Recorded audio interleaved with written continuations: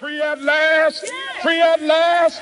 Thank God Almighty, we are free at last.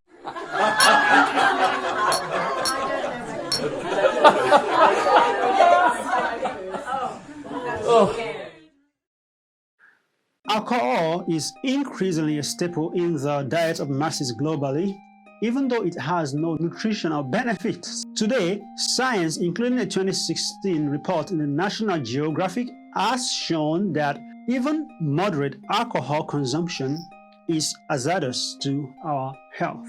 A 2023 news report in the Washington Post reads, quote, "Despite a long-held belief that moderate amounts of alcohol are good for you, a sweeping new analysis finds that the more you drink, the higher your risk of early death."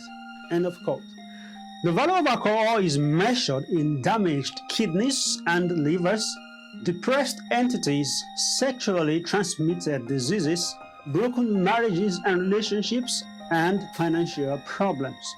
Yet, the global alcohol industry is estimated to be worth hundreds of billions of dollars annually. The question that begs for an answer is, why?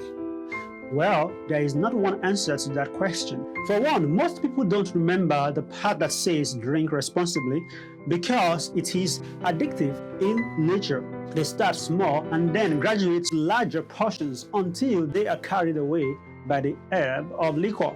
Also, alcohol companies promote their products in attractive ways that suggest their consumers are people of status, class, and charisma.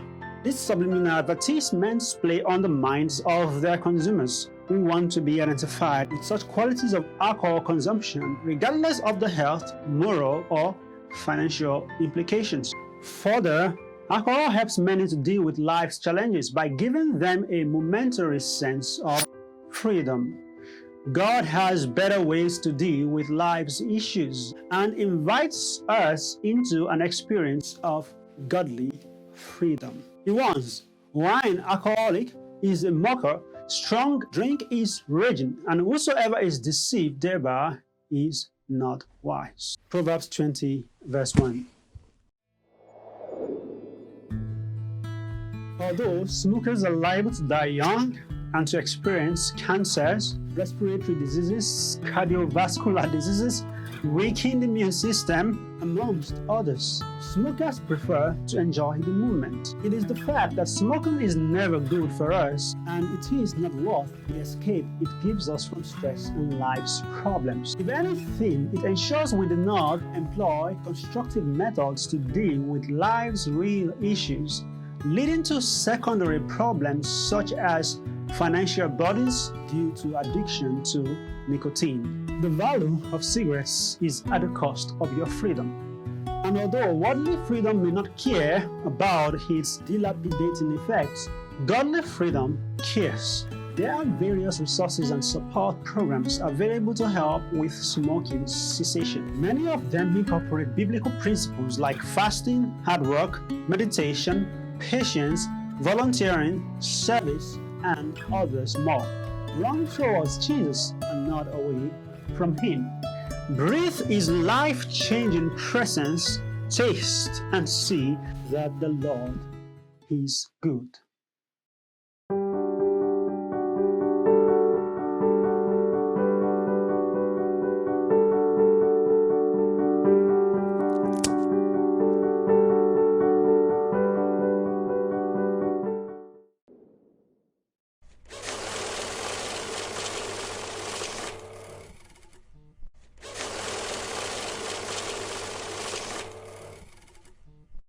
Money has been considered by many the cure to all their slavery.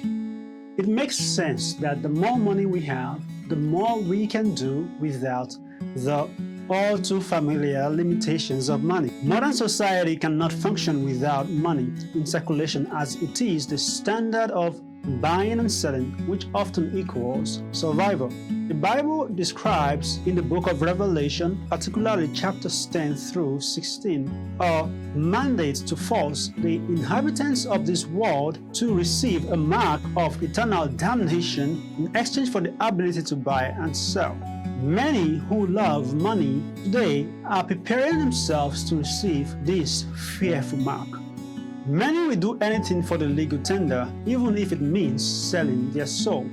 First, money in and of itself is nothing but a means of trade, just like battle was in the olden days. We all need money if we want to trade in modern society.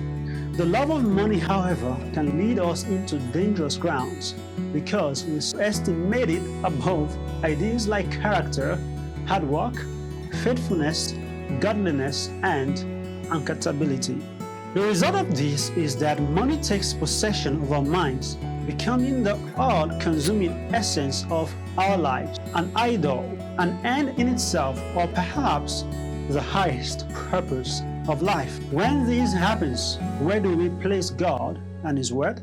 The Bible warns us that for the love of money is the root of all evil, which while some coveted after they have erred from the faith and pierced themselves through with many sorrows. 1 Timothy 6 verse 10. The Bible's testimony is true because both in the old times and even now, the love of money has led to untold evil in our world. Money rituals abound today in modern society. People join secret societies, and leaders in government offices sacrifice the well-being of their citizens, all for money. Yet the lives of those who do anything for money reveal who is their master, and one who is a slave to money is soon a slave to other self-destructing habits and addictions purchased with that money. God has a better way, reminding us to pray to have our needs met and to make money in honest fashion, which gives us the ability to use it in productive ways and to support others who are in need as well. A self-sacrificing life will prove a much happier life, not riddled with addictions and the enslavement that accompany a worship of money.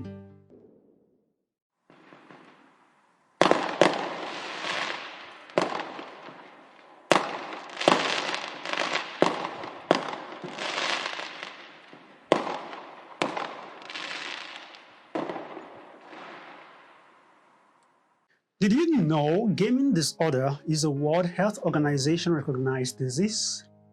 All over the world, it is clear that gaming technologies have taken over the life of adolescents irrespective of status and background. Glued to their phones, game consoles, or computers, adolescents can spend hours, days, and nights gaming even though it interferes with other areas of life, like family, relationships, school, work, and sleep. While games can be employed for educational purposes, it is the entertainment appeal that often leads to addiction among the young and old alike.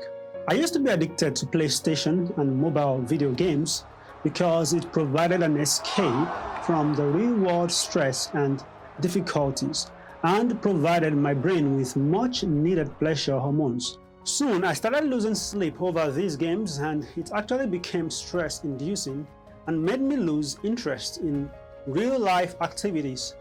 While video games may offer a significant distraction from life's issues, they lead to other life issues, including addictions and broken relationships. Godly freedom empowers us to deal with life's issues, not escape them. And a committed relationship with Christ may as well be the beginning.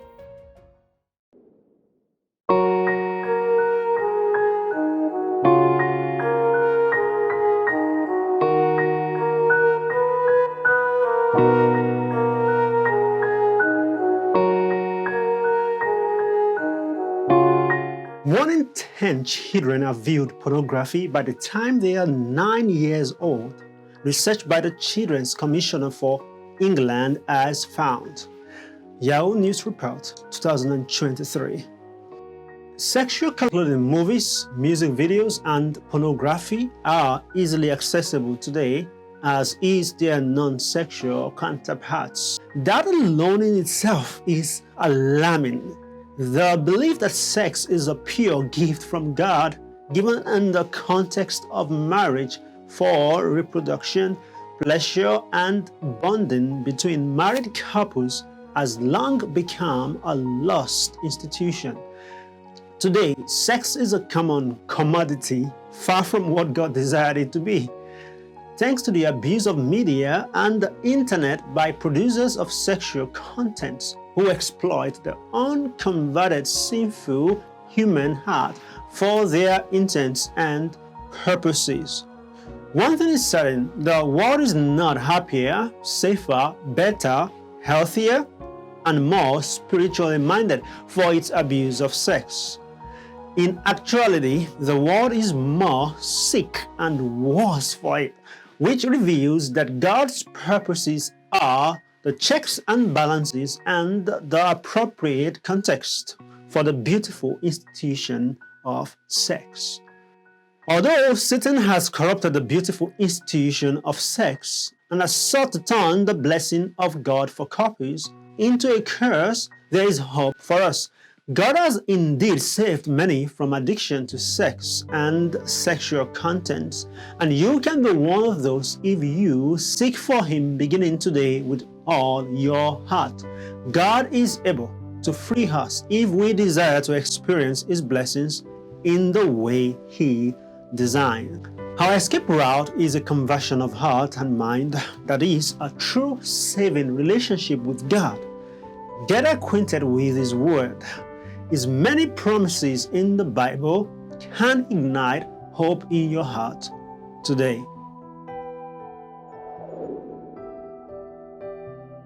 Here I stand. I can do no other.